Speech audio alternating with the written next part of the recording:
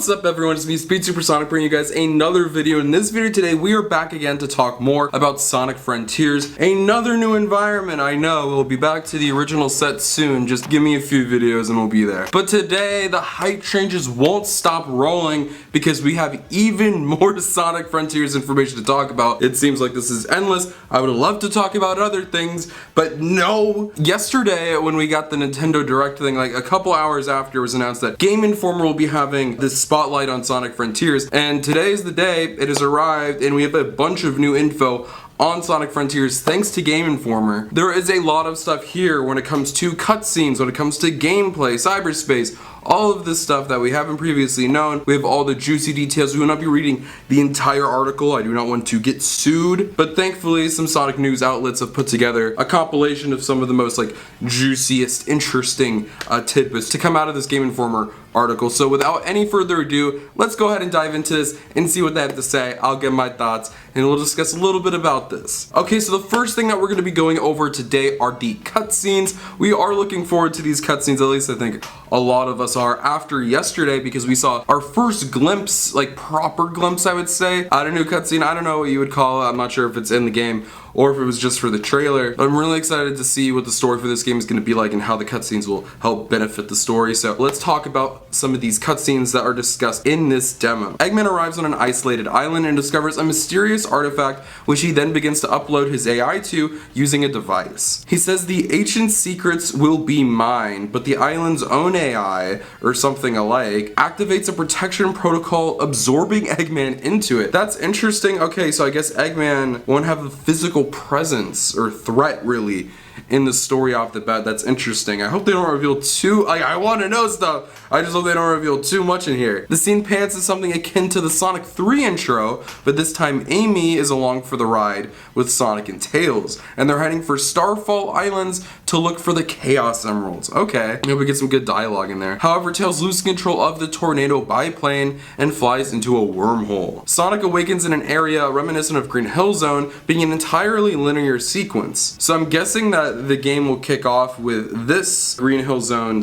I'm just going to call it that, I'm not going to come up with another name, level for a cyberspace. I'm guessing that's what it is. So opening with cyberspace is an interesting way of presenting Frontiers for the first time playing it. After completing the tutorial, Sonic wakes up alone and disoriented. The disembodied voice calls out to Sonic after he achieves the impossible by escaping cyberspace. It tells him to collect the emeralds and destroy the Titans, which he already planned to do. He decides this guidance is better than none. Okay, so that's cool, that's interesting. I believe we've seen that Sonic waking up alone and disoriented before from the Summer Game Fest footage that we received. But it doesn't end there. We have actually a lot more to talk about in relation to the cutscenes featured in this demo. Sonic spots Amy in the open world, but she's seemingly trapped in cyberspace. So I'm interested in seeing how this will be visually showcased when it says Amy is in the open world, but she's trapped in cyberspace. The cutscene shows the back of a new mysterious character watching from the distance. I believe this is Sage. Sonic realizes he needs to gather items related to the characters throughout the world to free his friends from cyberspace. We heard about this before as well, how you can collect memories and stuff like that, and I think the hearts are for Amy, and I believe this is the final bit of info we have on the cutscenes. We still have a lot more to go over. Another cutscene shows Eggman trapped in cyberspace, figuring how to get out. It transitions back to Sonic, where an enormous Titan looms over. A childlike character appears against it and warns him not to attack. That has to be Sage, who I believe is the antagonist, the main antagonist of the game, if I'm not mistaken. Sonic ignores the warning and attacks the Titan, only to send the Hedgehog soaring in the opposite direction. It becomes evident to Sonic that he will need the Chaos Emeralds to stand a chance against it. Okay, so this sounds like a lot happens in only a pretty short amount of time. You have stuff going on with Eggman, you have Sonic's friends in their own situation, Sonic learning this environment and the Titans and all this stuff that he needs to do. I'm excited to see this Sage character that we officially got our first look at yesterday. There's just constant noise outside. I love Los Angeles. If it hasn't been made obvious or known on this channel prior, I am extremely excited for the story of Sonic Frontiers. Ian Flynn is one of my favorite people to touch this franchise. He knows the franchise in and out, the characters, how to write them properly. I'm excited to see how he's going to balance this tone, the story. It sounds very reminiscent of 2000s Sonic games and 2000 Sonic stories. So like I said, that was it with the cutscenes, but now we have more stuff to talk about. Cyberspace. We've been wanting to know so much about cyberspace, and it seems like we're getting fed more and more and more when it comes to cyberspace just now. And it doesn't stop because we have more info saying that cyberspace levels include Green Hill Zone. Awesome. And guys, we haven't seen this one yet, but guess what? Chemical Plant is an inspired stage too. They'll be labeled 1-1, 1-2, etc. So very reminiscent of the classic titles. Now this one is pretty freaking crazy, guys. Let's talk about this. We're probably gonna spend some time on this one. Big the Cat. That's right. Big the Cat is in one of the cyberspace portals fishing with Big, so you can like hang out with Big and fish with him apparently. Grants tokens, which allows to buy various items like Amy's heart collectibles, portal gear fragments, voice diaries, or vault keys. If this is like an optional thing or not, but it seems like if you want to, you can spend some time fishing with Big and get all that stuff. So I'm just happy that Big is back, guys. We're living in the Big renaissance right now. We got Big in Sonic Prime confirmed earlier this month. Now we have this. Big is going to be in Sonic Frontiers. You're going to be able to fish with him. So we were wondering about like, hey, we saw those fishing tokens and it was confirmed that that is fishing. You can fish in the game. But we didn't know that Big was an aspect of that. We should have tied it together. Purple coins, fish hook. I don't know why that wasn't speculated. Next we have some more info on the gameplay as a whole, not just the cyberspace. Collectible pieces and seeds can be traded to Kukos, mysterious creatures that can help Sonic improve his strength, ring count, or speed. Unlockable abilities include Sonic Boom, a mid-combo projectile blades shoot, Wild Crash, a zigzag pattern run to avoid attacks from enemies, and a Cell Rush, I think is how you say that.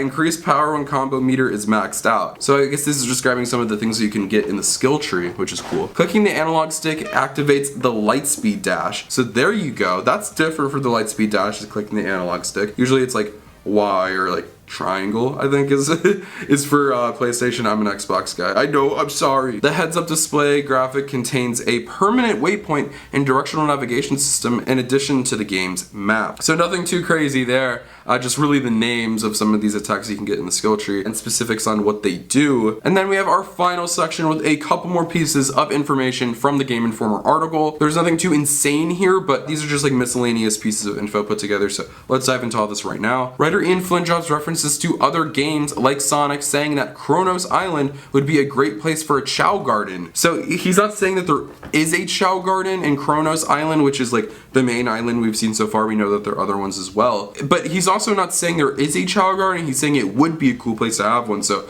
whether that's a tease or not, there's been no talk of a Chow Garden yet. Or this could come later down the road in like DLC or a second installment where they might add a Chow Garden, you never know. I don't know, man, it's just like, Kassan, you're snoring. Through a lot of experimentation and iteration, Sonic Team found the perfect open zone. The map does not feel small, even with Sonic's fast speeds, and the world does not feel empty, which is awesome, with balanced enemy encounters, and the collectible puzzles and discoveries feel appropriately divided. So I believe that statement is from Game Informer, the people who like played it and got to experience it, which is great to hear. Like, I know that they're in cahoots with Sega, they get to interview like, you know, Izuka, the writers, all that stuff. They get to have Sonic on the cover and all that, so clearly they're not gonna like lambast the game with negativity, kind of similar to IGN. But I don't know, it's still good to hear. Sonic Team took the feedback from previous games being too short and said that will not be an issue this time, and that kind of closes out all of the notes and info that we have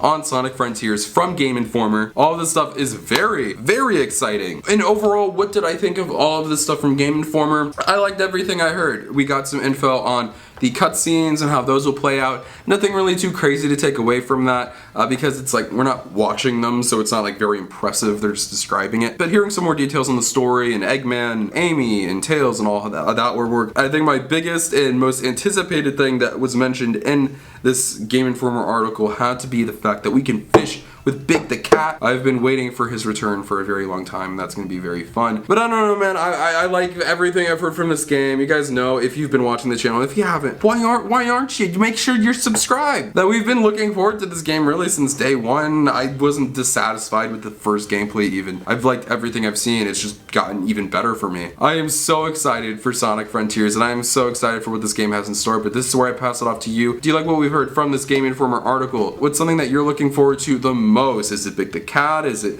Amy's involvement in the story? Is it this new Sage character? Tell me down in the comment section down below. I'd love to know what you guys have to say. Feel free to follow my social media and links to my Twitter and Instagram are in the description below. You can follow those if you look at my life, content, and all things Sonic the Hedgehog. But most importantly, if you're not subscribed, make sure you are subscribed. This is the #1 destination on YouTube for all things Sonic. Whether it's video games, TV shows, movies, comic books, merchandise, and more, we talk about it all. News just won't stop coming for this thing, so to stay tuned for all things Sonic Frontiers and Sonic Prime and Sonic Movie 3 and the Knuckles TV show and all the other awesome Sonic projects coming out in the next few months and years. This is the spot to be. I love all of you so much, and I'll see you guys in the next video. Peace out.